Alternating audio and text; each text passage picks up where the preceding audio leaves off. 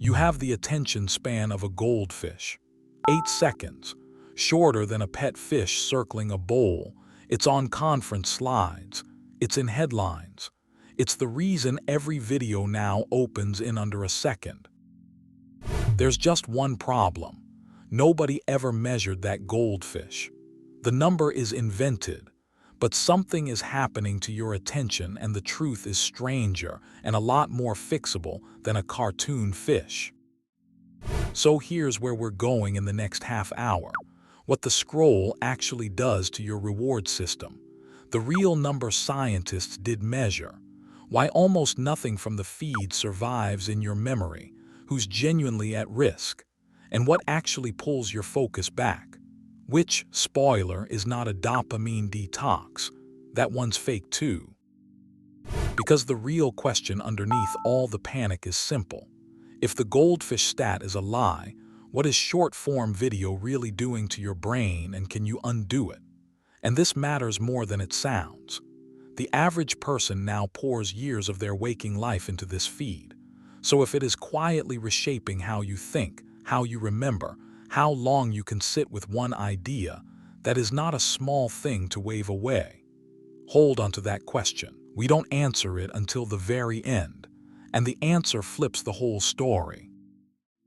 But to understand what the scroll does to you, you first have to see what it was built to be.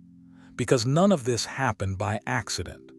It was designed, very deliberately, by some of the sharpest engineers alive to do one thing to you. It was built to be a machine. Here's something the designers know and rarely say out loud. The feed in your pocket is built on the exact same psychology as a casino slot machine. Not like a slot machine. The same. Think about the gesture. You pull down to refresh. The screen spins. Maybe something great loads, maybe nothing. You pull again. That pull down, that's the lever. And the reason it works comes down to one badly misunderstood chemical. Dopamine. Most people think dopamine is the pleasure chemical. It isn't. Dopamine is the anticipation chemical. It spikes not when you get the reward, but when you might. And researchers put it bluntly. Wanting something and enjoying it run on two separate brain systems. Dopamine-deprived rats still enjoy the reward, and more dopamine does not increase the liking. So engineers did the obvious thing. They made the reward unpredictable. Psychologists have a name for this: variable ratio reinforcement. Give a rat a pellet on a random schedule instead of every press, and it presses far more, far longer. Therefore, an unpredictable feed is more compulsive than a perfect one. The dud videos aren't a bug, they are the spin. And then they remove the brakes. Autoplay, infinite scroll, no bottom of the page, no you're all caught up. Every natural stopping point gone. But let's be careful here. Compulsion is real. That doesn't automatically mean addiction, and it doesn't automatically mean your attention is shrinking. So is it. That's exactly the claim a goldfish was hired to sell. So back to that fish. The most cited fact about human attention was, it turns out, invented by a marketing team. Let me show you the paper trail because it's almost funny. 2015, Microsoft publishes a report.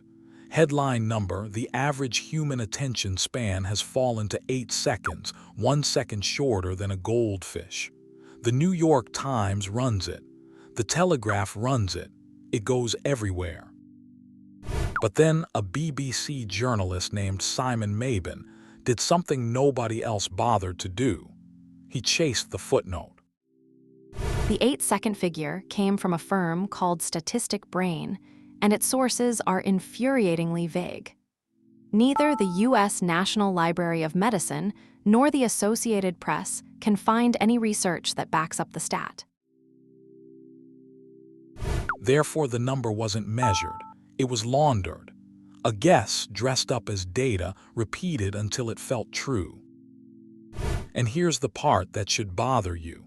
Even after it was publicly debunked, the myth refused to die. A 2022 survey by King's College London found half of British adults still believed the goldfish claim. Only a quarter knew it was false.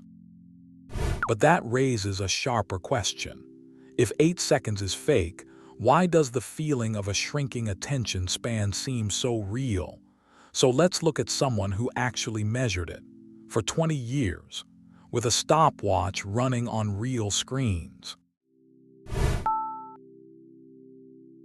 Her name is Gloria Mark, a researcher at the University of California, Irvine. And while everyone argued about a fish, she just quietly logged what people's screens were doing. The real number is worse than 8 seconds, but in a way that's completely different from what you'd guess. In 2004, the average time someone held attention on a single screen before switching was about 2.5 minutes. A few years later, around 75 seconds. And since roughly 2016, 47 seconds. The median is even lower, 40. In 2004, attention on a screen averaged 2.5 minutes, and we were astounded. Over the last 5 or 6 years, it has settled at about 47 seconds on average. But why does switching cost so much? Because attention doesn't move cleanly. A researcher named Sophie Leroy showed that when you jump from one task to another, part of your mind stays stuck on the last one. She called it attention residue. Therefore, every switch leaves a smear. Do it a few hundred times a day and the smears never clear. Now, honesty check, because this channel doesn't sell you panic. Does short-form video cause this? Or do restless people just scroll more? The clean long-term studies on short-form specifically don't exist yet. The environment clearly reshapes behavior. But the feed is physically rewiring your brain is a bigger claim than the data can carry. So your focus now runs in 47-second loops, which would explain a second, quieter problem. You scroll for an hour, and 10 minutes later you couldn't tell me a single thing you saw. Quick one before we go on. Open your screen time. Don't clean it up, don't justify it, just drop the honest number in the comments. I'll go first down there. Here's a genuine paradox. You consume more information in a day than your great-grandparents saw in a month, and you remember almost none of it. More input, less memory. How? A memory needs one thing to even form: attention. The brain has to do slow work to turn a moment into something stored, but the feed is engineered to never hand attention over. Therefore, nothing gets the chance to set.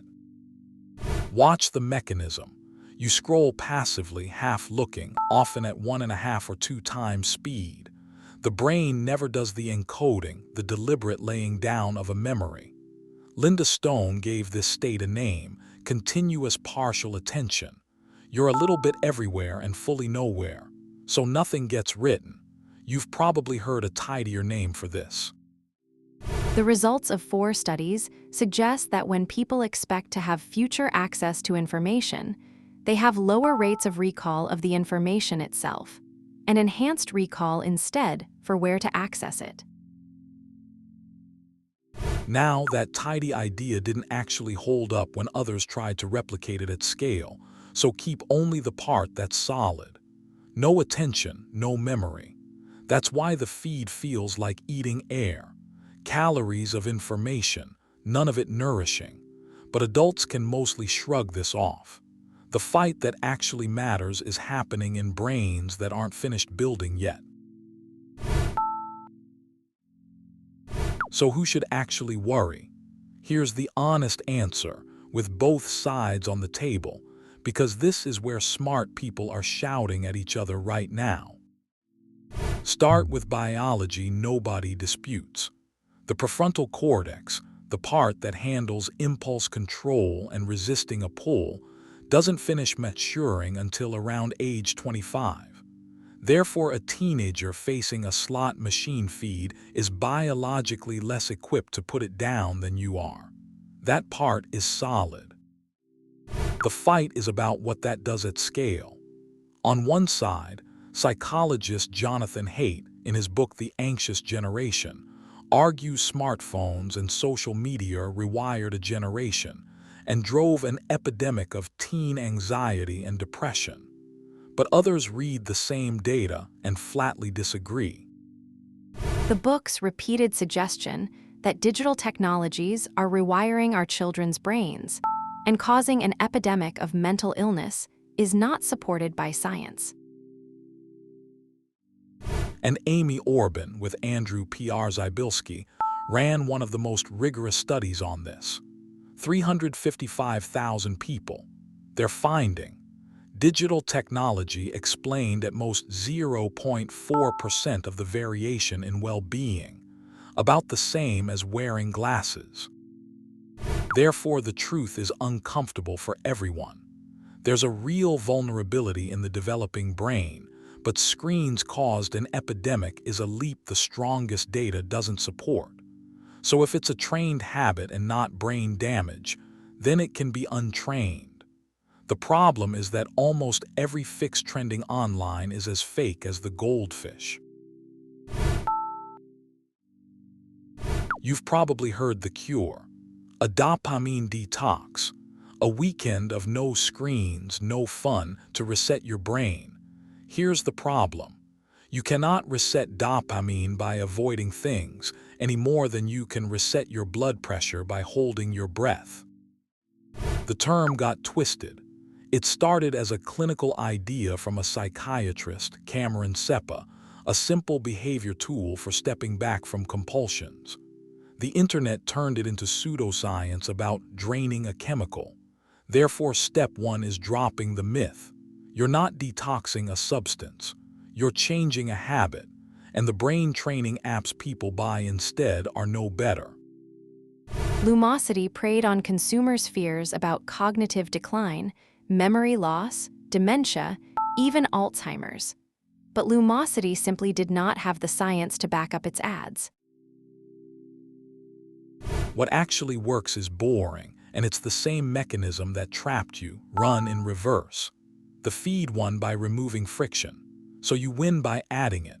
Turn your screen to grayscale, the casino loses its colors. Log out so every open costs a password. Drag the app off the home screen. Each tiny obstacle raises the price of the pull, and the variable reward loop only works when pulling is free. Therefore, the second move is to give attention somewhere to heal. Psychologists Stephen and Rachel Kaplan described attention restoration, how time in nature, with its soft, undemanding focus, lets directed attention recover. A walk with no phone isn't a cliché. It's the one thing in this whole video with decades of support behind it. So let's go back to the question I made you hold at the very start. What is short-form video really doing to your brain? It isn't turning you into a goldfish. That fish never existed. What it did was train one habit drilled thousands of times a day. Switch, switch, switch. 47 seconds, then move. But a trained habit is the most hopeful diagnosis you could get, because the same brain that learned to switch can learn to stay. The 47 seconds aren't a sentence. They're a starting line. So tell me down in the comments, which one are you actually trying first? Grayscale, logging out, or a walk with no phone? If this rewired how you see that little pull-down gesture, subscribe so the next one finds you. And one more thing, you already know exactly who needs to see this.